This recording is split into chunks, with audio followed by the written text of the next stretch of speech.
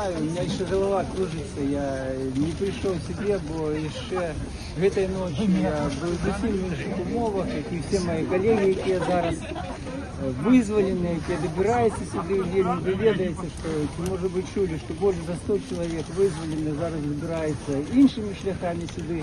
Ось нас приехала праз Каменный Лог, тут невеликая группа, ось, але тим не менше, это подорожжя было у меня с завязанными очима, я проехал всю Беларусь, я сидел в Горках колонии, это Могилевская область, зовсім побольше от российской межи, там 14 километров от российской межи, это колония, про всю Беларусь, з сходу на заход я проехал с завязанными очима.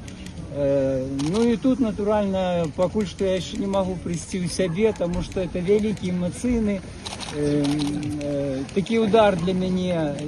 За этот час я поспел только поговорить с моей жонкою.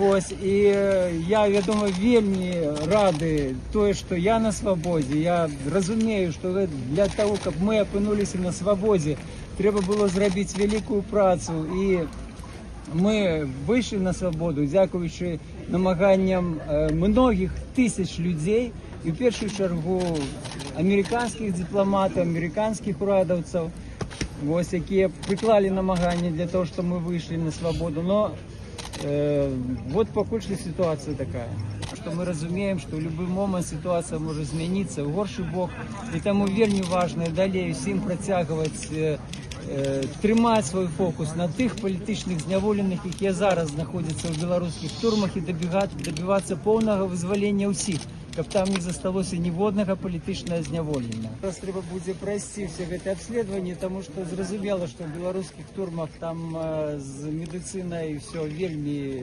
погано, і ну, більш-менш, я думаю, нормально, все буде добре. Може було покинути Білорусь?